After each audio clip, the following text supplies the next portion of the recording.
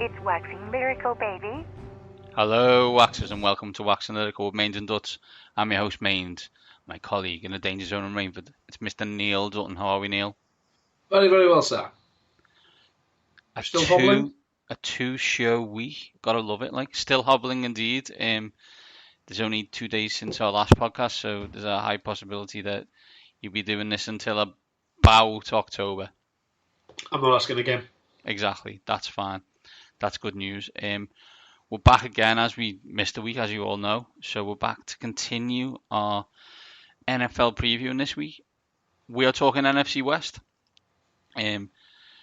Some good teams, some interesting teams, some interesting quarterbacks. I think would probably be the best way to describe the division.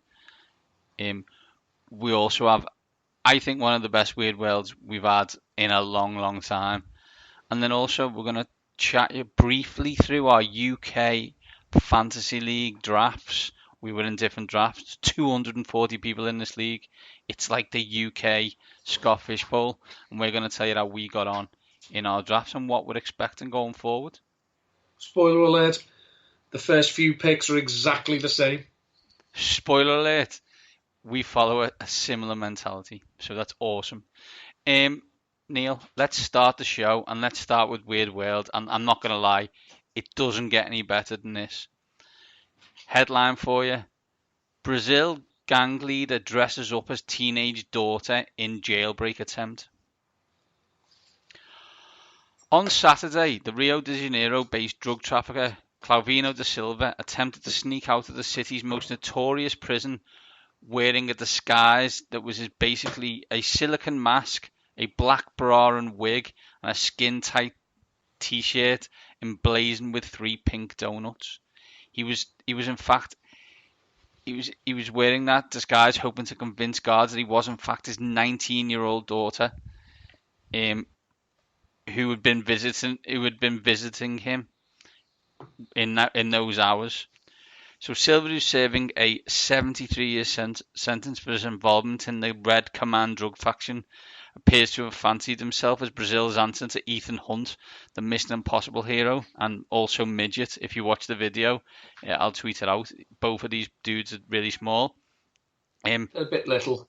Yes. A Brazil tabloid described it as White Chicks 2 coming to a cinema soon. Scariest thought about this, Dutton, is obviously this guy's escaping, pretending to be his 19-year-old daughter. What does that mean? Yes, that's accurate. His 19-year-old daughter was left in the jail. Oh well, the sacrifice we make for family, eh? So, Neil, what's the bizarrest fancy dress costume you've ever seen? So I mean, we've just returned from a stag do where someone was dressed as Mario. Dressed as Mario? If everyone else is dressed as, cartoon characters of some sort, it would be okay. But when it's only you dressed as Mario in a packed city square, you do tend to stand out. Yeah, I think that's the comedy genius of said Mario, is that, as you said, it would all be okay if everybody else was dressed as video game characters, but as everybody else was in, a shirt and shorts, Craig looked even more bizarre. Indeed, he did. And we laughed. Oh, how we laughed! Oh, how we laughed. So Brazilian attempts to escape jail by dressing up as daughter takes Florida to a next level. If you have some other weird world stories for us, please share them. I am at Mainsy7, Neil is at N13, and combined we are at waxing_lyrical. You'll do well to beat that, I believe. I believe you will. Neil, let's get on to the NFC West. Do the preview. Standard fare for the previews this year. We look at the change for each team. We look at the big question. We look at fantasy, who's going to be breaking out and who's going to be breaking down. And then we discuss for each team whether they will be more likely to be discussed by draftniks in Week 17 in the Super Bowl or not at all. First team up, the Arizona Cardinals, in a quarterback known as Kyler Murray, Heisman Trophy winner. Obviously a new head coach in Cliff Kingsbury. Terrell Suggs, J.R. Sweezy, and Kevin White, who knew he was still an NFL player. Out. Last year's first round draft pick, Josh Rosen. A draft, I think the 2015 first round draft pick, Robert Ndici. If you did go back through the archives, you would see that I thought he was going to be Defensive Player Rookie of the Year one year. Ooh, what a bad decision that was. And Antoine Bethea. You've got to own those type of things, though, Neil. I suppose the big question for those who haven't watched Texas Tech, where Cliff Kingsbury came from, and didn't watch Oklahoma last year under Lincoln Riley, what should we be expecting from Kyler Murray and Cliff Kingsbury? If we drop it down to basics, what we should expect is a lot of plays and a lot of passing. We have spoke in the past to our QB guru of note, Mark Schofield, about the air raid. It is a very, very pass-happy philosophy. It was started by Hal Mummy and has most famously been taken on by Mike Leach and his protégés, which include the likes of Kingsbury. The Cardinals' offense in 2018 was slow, it was inefficient, and it was crap. And they were hardly on the field. When they were on the field, they couldn't sustain drives. They thought it would be a good idea to have their elusive space running back slam into the line, play after play after play, and hope something would go right, and it didn't. Shockingly enough, it didn't go right. Yeah, so they had to do something different. Murray obviously comes into the NFL with a whole host of question marks about himself. The fact he's 2'6" or some such height. He isn't the tallest that has been seen in the NFL. But comes from a scheme and a school that didn't seem to place too much of a barrier on Baker Mayfield, who himself isn't exactly a giant. So he's been productive. They obviously have to take steps to improve the skill position players that they already had. They still got David Johnson, Ly Fitzgerald, and Christian Kirk. But their offensive line is still crap. Their defense is still questionable, and they don't have Patrick Peterson for the first 6 games of the season. So will they be more interesting to watch than 2018? Absolutely. Will they be a success? Kingsbury, to me, he just has a bit of the Chip Kelly take on him. You know, this is different. Yeah, I think also, like, this isn't someone who was a rousing success at Texas Tech. This isn't someone who won 11 games every year. Now, I understand that Texas Tech is not Texas, and it's not Oklahoma, and it's not the easiest place to win. That is fine. Like, it's not like the NFL. You know, it's in certain places you may it's tough to win, but he didn't. He was fired. You know, and he'd played there and been good, so that wasn't a decision you actually take lightly. Callum Murray was amazing at Oklahoma. You could put a good case that he was better than Baker Mayfield was at Oklahoma in that 1 year. I think it's going to be fun to watch. I'm really interested, but I don't know if I'm really interested for Arizona in a long-term project. I think I'm interested because this will give people ideas, and those other teams across the NFL with more talent may utilize those ideas and make it better. Do I hope Kyler Murray's a success? Absolutely. I'm not into a game where you've got to be 6'4". You know, it's just not into that kind of thing. Like, so I would like him to be a success. Do I expect it? I expect Kyler Murray to be okay. I don't necessarily expect Cliff Kingsbury to be. As you said, without Patrick Peterson for 6 games is an issue. In that issue in big capital letters. They weren't great last year. I wouldn't say they've totally overhauled the roster, so I'm not 100% sure they're going to be 100 times better this year. No.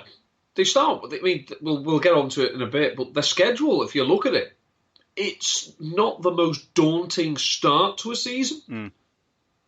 But this is a franchise now that after a glitch under Bruce Arians where they were successful. This is a team that for the best part of the 100 years the NFL has been in existence have been cellar dwellers. Absolutely, Neil. Absolutely. Fancy point of view, who's going to break out on the Arizona Cardinals?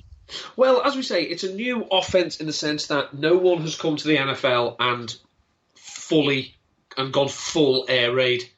Obviously, there are tools and elements of the game that have come in, but there's a lot of players on the Cardinals who are going to have to adapt to this new system. There's one player, however, who won't have to adapt to it because he's already played in it, and that's Christian Kirk, who was in an air raid style offense at Texas A&M.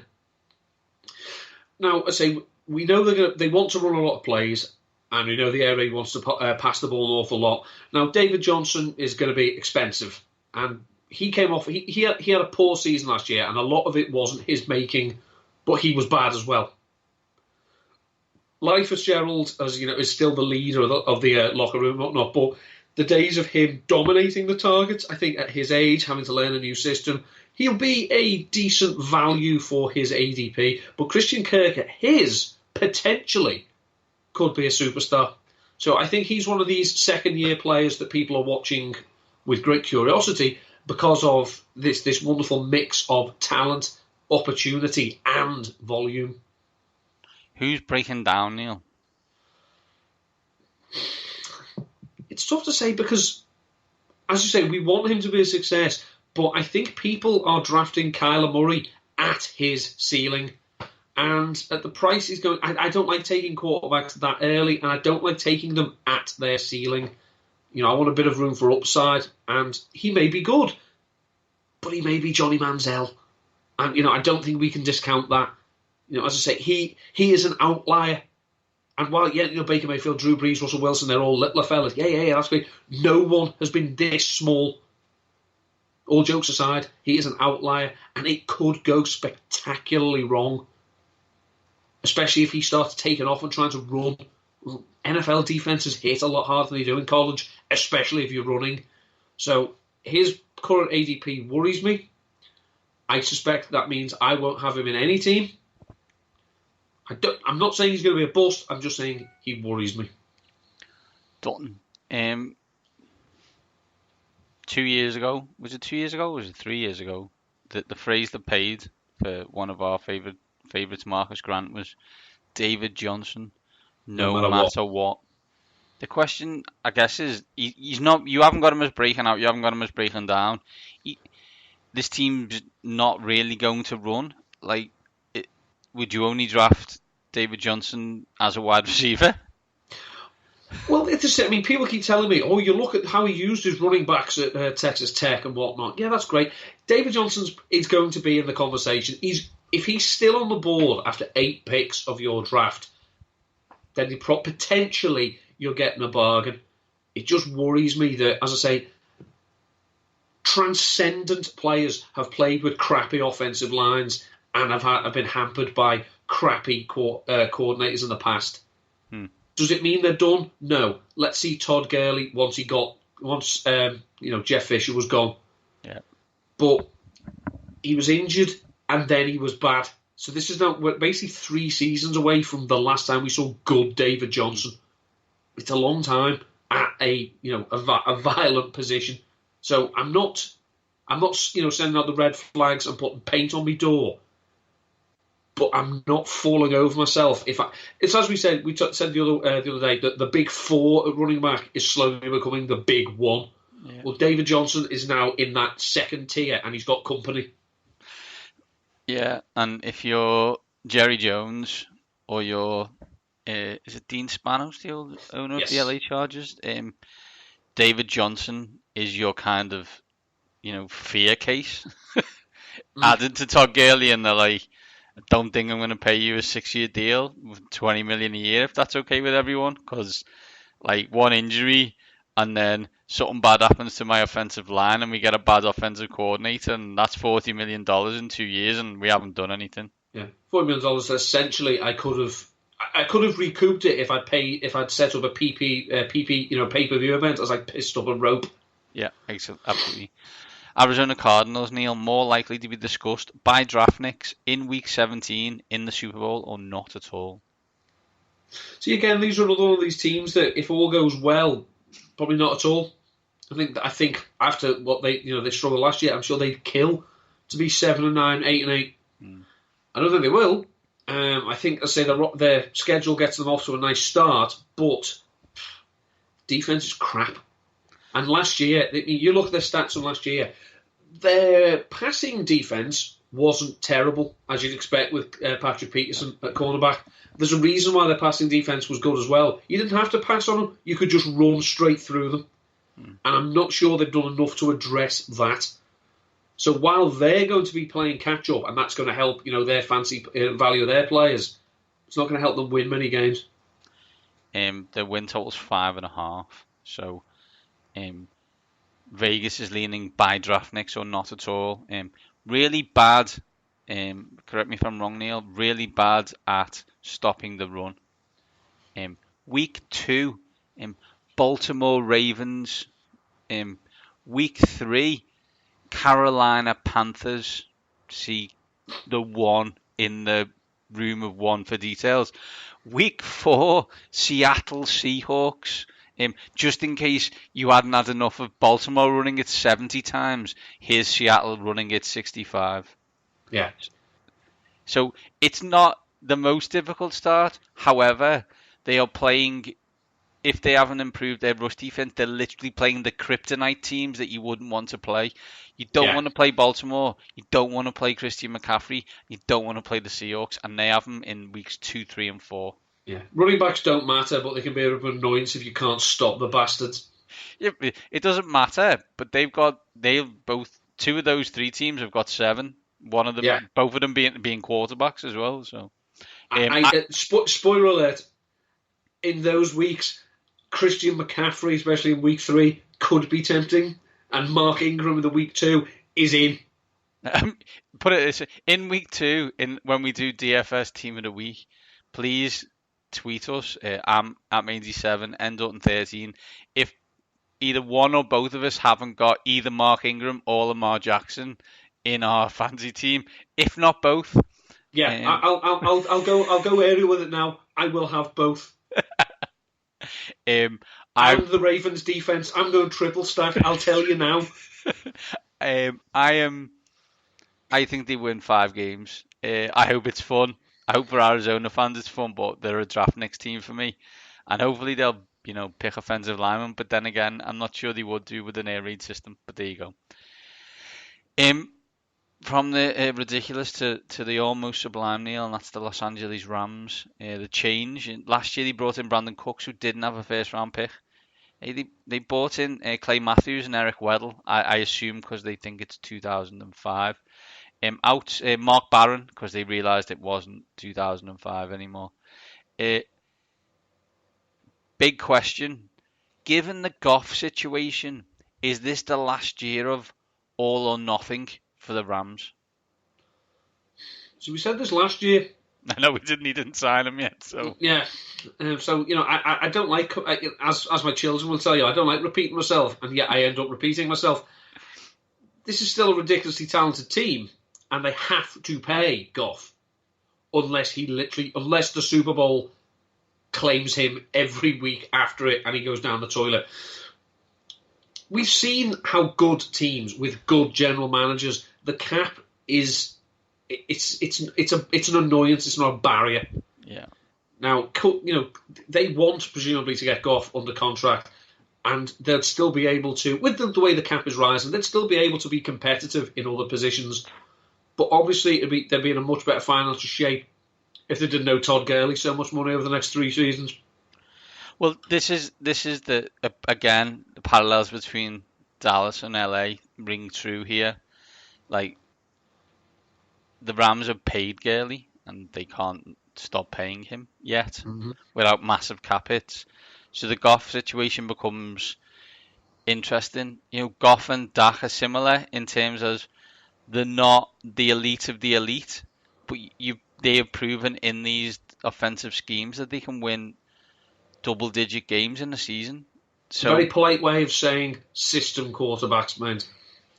Yeah, okay. Yeah, well, but the system quarterbacks that they're that blankie that you can hold tight that will keep you warm, right? You can give it away and get a better one, but you don't know what's going to be the same situation, right? And this is the issue for the Rams.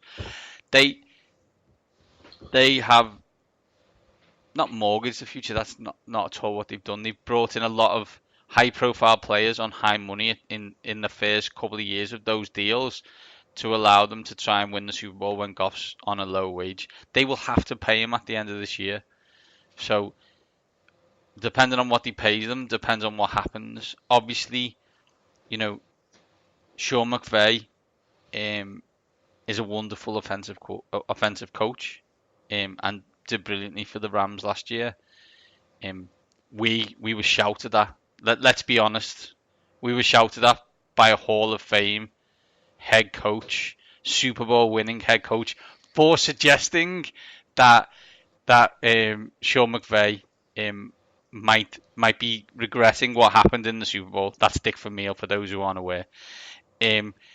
We, he got 10 points in the Super Bowl in a team that scored 30 all the time. He got 3 points. 3 points. Sorry, he got 3 points. I think they were a wonderful offense, but something didn't go right there, and it needs to be addressed long term. And the Rams and the Redskins are not the same team, but that offensive performance in the Super Bowl was very Kirk Cousins, Jay Gruden, Sean McVay team, the way it played. I mean, one thing that they can do straight away to get better is, and I know NFL teams don't like doing this, and especially at certain times of the year, tell the truth. Yeah. If Gurley's not healthy, you're not gaining a tactical advantage, because I'll tell you this, there is one head coach who, if I had to bet my life, is not going to buy that bullshit. It's Bill Belichick. Absolutely. So you can, he's fine, he's going to have a big part in it. Belichick's seen the film. He knows he ain't. There's no point lying to yourself and trying to hope that you convince other teams, oh, we better plan for Gurley. Oh, we don't need to stop Goff. Now you do. Absolutely. Absolutely, Neil. Who's breaking out on the Rams? Well, obviously, with the Todd Gurley situation being as it is, he's falling like a stone in drafts. And a lot of people are saying, therefore, that the smart pick to... I struggle to use the term handcuff, but essentially it is a handcuff, is rookie Darrell Henderson. However, they've said, and believe them if you will, that they see him as an Alvin Kamara type player. So probably not necessarily a workhorse, just someone who can come in and be effective, and explosive when he does get the chance. So I believe that in the likelihood of Gurley missing games, the person who will be the early down back and therefore get the majority of the touches would be Malcolm Brown. Now, they like Malcolm Brown because they matched an offer sheet that the Detroit Lions signed him to keep him. They couldn't let him walk, but they kept him. Obviously, they then went and drafted and traded up to draft Henderson. But as we said, in terms of skill set, if Gurley was missing for any length of time, as opposed to being just a one-back system, you'd probably see something like the split of Brown and Henderson. So for what you would have to pay to get Henderson on your team, I would rather have Brown. Who's breaking down, Neil? Cooper Kupp was a huge loss for the Rams this year. You saw how ineffective they became after he'd gone. Now, he is fit and healthy. Yeah, he tore his ACL in week 11. So he's right up against the optimum recovery time for such an injury. Now, I'm not saying he can't come back onto the field and be a good wide receiver again, but we see more likely than not it's the year after the return from the ACL injury that players become their old self or better, in the case of people like Adrian Peterson. And the price that Kupp is going for at the moment, people are acting like he sprains his toe. 18 months ago, he tore his ACL. He wasn't the most athletic wide receiver in the game anyway. And people are taking him at a value that expects him everything to be absolutely hunky-dory. And it may not be. True, Neil. LA Rams more likely to be discussed by draftniks in Week 17 in the Super Bowl or not at all? They're one of these that probably going to likely to be discussed in and around the Super Bowl. I mean, psychologically, you can say what you want. Teams who lose the Super Bowl often struggle to get back there unless they're coached by Bill Belichick. And the way they lost it, that's going to leave scars. We talked about the Falcons still have scars. Mm-hmm. The Rams, because the Falcons just, fell away. They stopped being themselves. The Rams, on the biggest show in the world, were not true to themselves did not perform. Did a poo-poo in their pants. Yes, it was stinky time. So that's a lot to come back from. It is. It probably doesn't help when your schedule. By the way, this is a 1 p.m. game, 6 p.m. UK. Week 1 at the Panthers. Not exactly the cupcake you would be looking for. Then you play the Saints in Los Angeles, and then you're at the Baker Mayfield Browns. That is a tough 3 stretch. So that's Sunday night at Cleveland, by the way. Could you just imagine the Browns are 2-0 going into that game Sunday night in Cleveland? Wowza. Oh, it'll be rapid. I think they're a really good team. I think they're the best team in this division. I think, the win total's 10.5. That is right. That's a good line for me. I think they're a 10-6 team, 11-5. And then it's all about the playoffs. And not that the regular season doesn't matter for this team. That's not what I'm saying. But I think they're going to win a division and get a home playoff game. Okay, I don't think they're going to win as many games as one team in the NFC South and the Eagles. I think as well, for when it comes to the playoffs, and we've seen it in the 2 seasons under Sean McVay, and I'll say this with a slight bit of homerism, the one team they don't want any part of in the postseason is the Eagles, because the Eagles have had their number. Mm-hmm. Last year, no one gave the Eagles a chance going into LA, and they cleaned the clocks. Yeah, agreed. So if it came to the case of, look, we've, let's say we've squeezed in and we've got, we've won our game, but now we have to go to Philadelphia, or so they have to come to us. Yeah, absolutely. Next team, San Francisco 49ers. The change, Nick Bosa, Quan Alexander, Tevin Coleman, Jordan Matthews, and Dee Ford out. Former Washington greats, Alfred Morris and Pierre Garçon. The big question is, would Jimmy G playing 16 games this year be the answer to all of 49ers' problems? The prince of the small sample size that is Jimmy Garoppolo. The prince, like the almighty ruler. I can't tell you if he's a good quarterback. I can't. No. You know what I mean? He's been in the league like 6 years, but I can't tell you, is he above the midpoint? He's shown that he can be good, but he's shown he can be quite ordinary.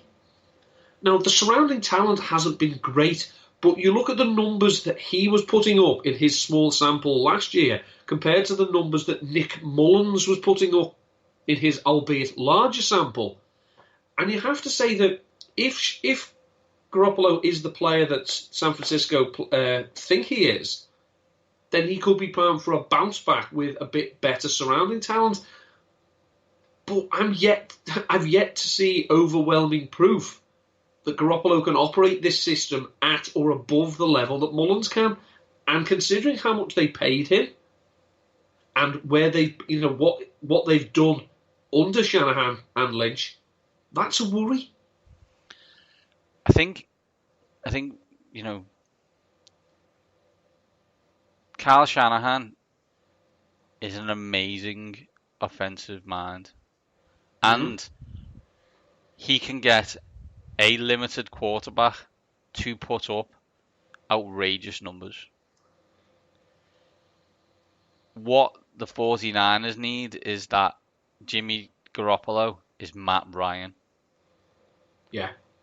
Now, at the moment, we know he can put up a load of numbers, circa, Mullins, and let's to another extent, someone like Kirk Cousins, right? He can put up a ton of numbers, but the question is he a game-changing, next-level QB? Can he win? Can he win an MVP? Can he get to the Super Bowl? It's one of those. You've got a minute 50 and one timeout or no timeouts, and you're down by 4, or even you're just down by 2. Would you trust him to take you down the field and get you 3 points? At the moment, no, I wouldn't. Well, they put a bet on that he can do that, right? Because they have paid him like that, like that type of player. It's a tough one. Like, if Jimmy G plays, will he be better than they were with under Nick Mullins? I would assume so. Yeah. Will he be drastically better? I do not know the answer to that. And as you said, this is his 6th year in the league. Now, obviously, three of those years, he never played, never really looked like playing. So it's not really fair to say 6. But it's still 6 years, so it's still. He was still in an NFL locker room. Yeah, correct, right? So I'm not sure. Like, if it was like, are we sure he's an elite, good-looking human? Absolutely, we are. We're not 100% sure he's an elite quarterback. Yeah, he turned me. So he's a deeply handsome man, but I just think there are a lot of question marks at the moment about the players they have. Now, George Kittle was fantastic last season. A lot of his production came from Yak, which is an unpredictable and not particularly sticky statistic. They've got Dante Pettis, who apparently is struggling a bit in training camp. They spent a 2nd-round pick on Deebo Samuel. Their running backs literally cannot stay healthy. Any of them. They may come to regret letting Alfred Morris go. And basically what they're asking is Jimmy Garoppolo to be the tide that raises all boats. And we don't know if he is. No, and hopefully the 49ers fans, we're going to find out. Who's breaking out fantasy-wise on the 49ers? Well, assuming he's fit and he's healthy and these few little blips he's having in camp, Dante Pettis is likely to be the lead wide receiver. Obviously, I think Kittle will be the lead target. But Pettis last year had a spell when he was finally healthy. He was averaging about 20 PPR points a game. That's wide receiver 1 numbers, so I'll take that. Especially in a team that, as you said, doesn't look like the running backs are going to be particularly healthy. The defence isn't great. It isn't, and they're another unit that can't stay healthy either. They may be in a lot of shootouts. They are going to have to pass the ball a lot. Pettis has shown he's probably the best of the group. So at his ADP, you're starting to look into other teams' second wide receiver, whereas you have a chance to get a wide receiver 1 at that time. So I like Pettis, so I'll go with him. Who's breaking down, Neil? The running backs. As we say, Kyle Shanahan, running backs, it's fantasy gold. But if none of them can stay fit, I don't know how you can take any of them at their ADP. Jerick McKinnon, I suspect, and I hope I'm wrong, but I fear he may be done. There was an article came out literally today to say he'd been for 2 days and now they needed to rest and they weren't sure when he was coming back.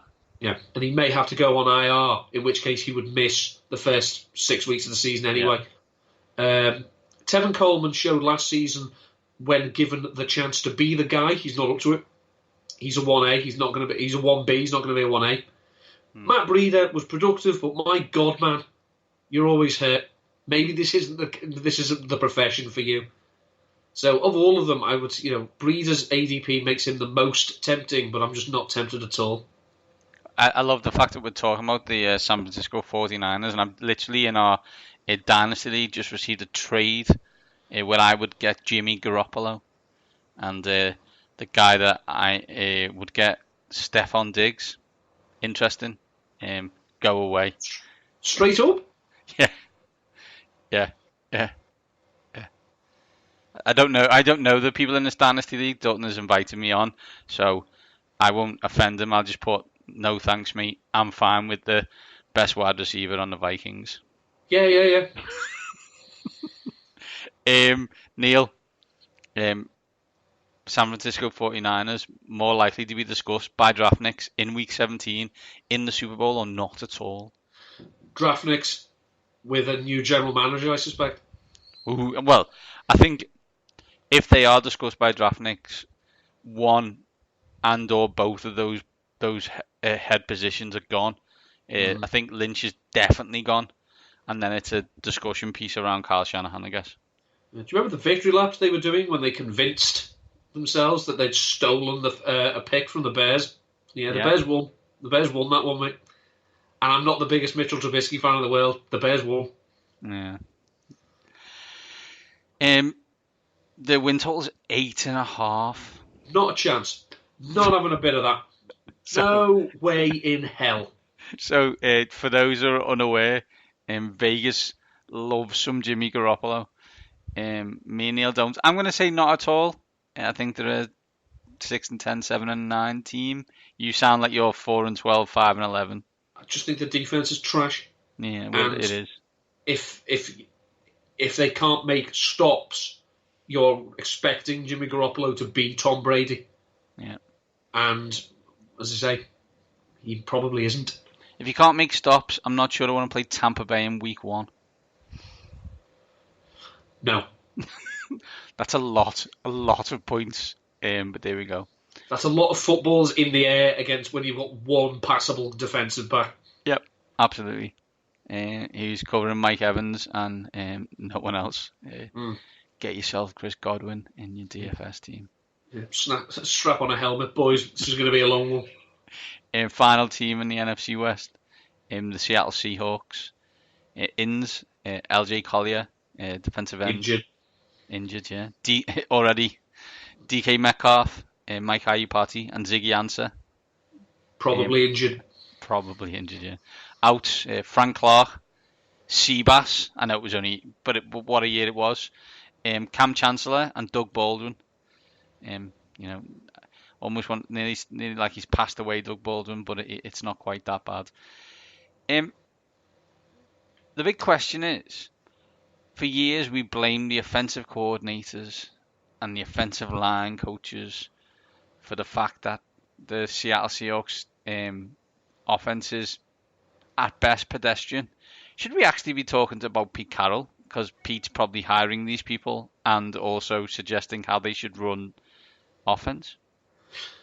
Pete Carroll is a wonderful coach who knows how to stop offenses. But as we discussed, give me a defensive head coach and what's the one thing he's going to want you to do? Run the ball. Keep the ball. So, I don't want to defend. Yeah, so by that regard, Kyle Shanahan, Pete Carroll, if he has a daughter, is probably hoping Schottenheimer takes her hand in marriage. Yeah. They have Russell Wilson, who is a wonderful quarterback with some weird habits. Like, let's be honest. He's weird. Artist and all that. Yeah, he's weird, but he's a fantastic quarterback. But it just feels like he's just being straitjacketed. Do you know what I mean? Like, let him do something and then protect him and get him some weapons and whatever. And you're just like, oh, we're going to run the ball 50 times this game. And you're like, yeah, it's weird. It's like, we always said that Andre Johnson had the prime of his life wasted because of the quarterbacks he was playing with. We've talked about how Aaron Rodgers has had the prime of his career wasted by the coaching. Russell Wilson hasn't had his career wasted. It's almost he's had his career forgotten. Because literally he has been identified as a player who can facilitate an offense, but you're paying him as if he's a player who should be your offense. Don't get me wrong, I'll be the first person to, sing songs and cry hallelujah if they can't run the ball and are forced to go to the air 35 to 50 times a game, because you will see one of the best quarterbacks to throw the ball in the NFL throw the ball. But Schottenheimer doesn't want to do that.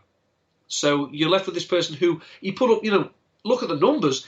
He was second in touchdown passes last year. When did he throw the ball? It didn't happen. Yeah. And maths would suggest that such a touchdown rate is unlikely to be repeated. So if we have them running the offense they want, he's not going to put up the numbers that we want, but they may still win. So it's it comes down to this. Does Pete Carroll want to be an entertainer? No, he wants to win. But the way he wins allows the other teams to win.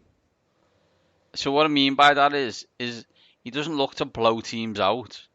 So therefore he plays in tight games. So therefore he probably loses games that he shouldn't lose because he allowed the other team to stay in the game for much longer than they should be in the game. There must be a load of games in the fourth quarter where Seattle have dominated, but the team scores twice. That's not the right way to win NFL games in 2019. It's not.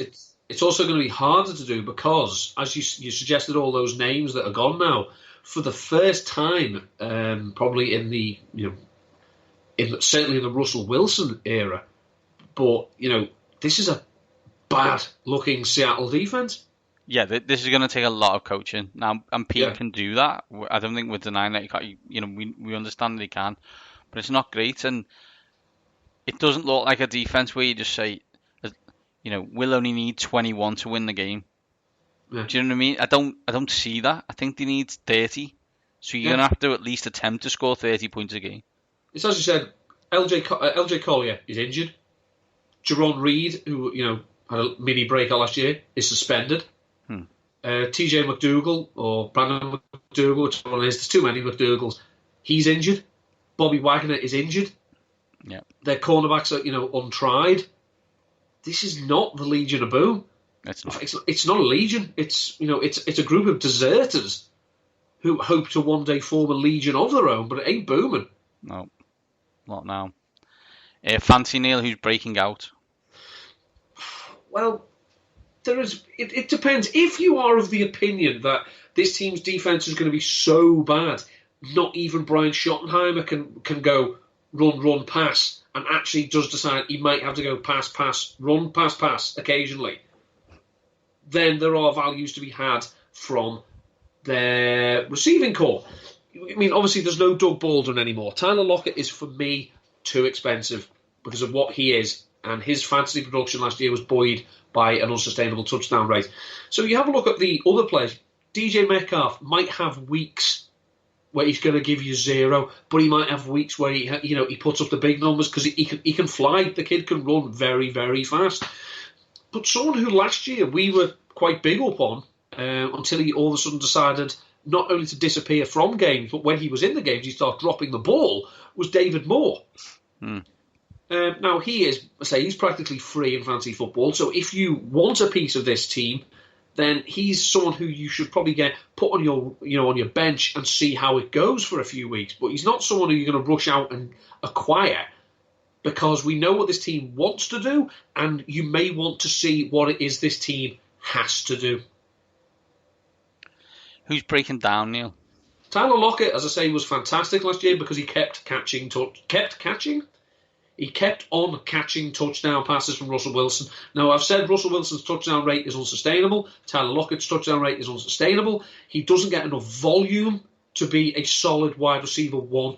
Even with his touchdowns last year, he was a wide receiver 2. Now, he may see more targets because Doug Baldwin is gone. There's no real tight end of consequence. They don't pass their running backs.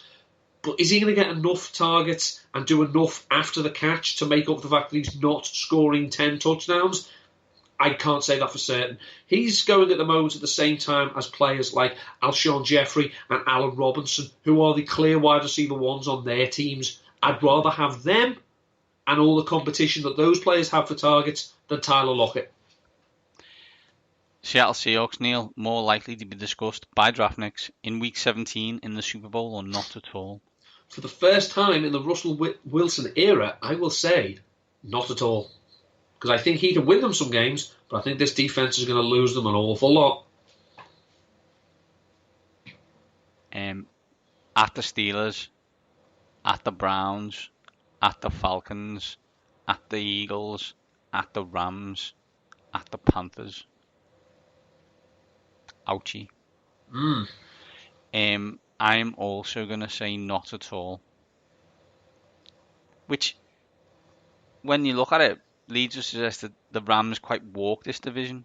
Which I wasn't sure that I thought about when I was doing the rundown, that I would think like that. But I think I think the Rams win quite comfortably, then the Seahawks, and then it's a toss-up between the Cardinals and the 49ers for you. I think the 49ers are better than the Cardinals, just though, not something you're going to write home about. Yeah, I think that those games will be interesting, but they're not going to be particularly relevant. Neil, that's the NFC West preview. But before we go, over the past week or so, we have both been involved in our UK Fantasy League draft. Wonderful concept that we have been involved in. 240 teams, I believe. I am in the Only Fools and Horses League. Neil, what are you in? Tom Jones. Tom Jones. There's so many. Me and Neil found out these names and then text each other gags for the next 3 days. We're not going to do that on the pod. What we're going to do is quickly go through our rosters. It was a snake draft. It's a 12-team half PPR concept. We'll do it. Let's do it in the order, Neil. Who's your quarterback? Quarterback's Carson Wentz. Got him at pick 7-10. My quarterback is also Carson Wentz, and I can't remember when I got him. So I'm now going back into the app because I didn't do that bit. Who is your running back one? My running back one is David Montgomery, Chicago Bears. He was the first non-wide receiver I took. Got him at 4-3. My wide receiver one is Mark Ingram. Running back one, sorry. My running back one is Mark Ingram. I picked Mark Ingram at 4-3. I picked Carson Wentz, by the way, at 9-10. So I picked him much later than you did. Who is your wide? Go on, sorry. No, there was a little bit of a quarterback run going on and ours, so I needed to get someone I felt. So. Who is your running back two? Running back two is a player I'm not a huge fan of, but as we know, opportunity trumps efficiency. So it was Lamar Miller. Yeah, I saw that and I was like, Neil's picked him. That's weird. I picked Royce Freeman at 8-3. We talked about on AFC West preview. Neil's big on. So yeah. Who's your wide receiver one, Neil? Michael Thomas. Yeah, Michael Thomas. And he was my first pick at 10. I think we were both 10th in the draft, right? Yeah. Yeah, so we both picked Michael Thomas at 10. Who's your wide receiver 2? Juju Smith-Schuster. I also picked Juju Smith-Schuster on the way back around. I especially would like to thank Electric Blue in my league, who picked Josh Jacobs at 2-2 and allowed me to pick Juju Smith-Schuster. Who's your wide receiver 3, Neil? Not quite as good as Jimmy Garoppolo, Stephon Diggs. I also have Stephon Diggs. As someone who likes the same players on multiple teams, I won't be doing that trade. Who is your tight end, Neil? Vance McDonald, 8-3.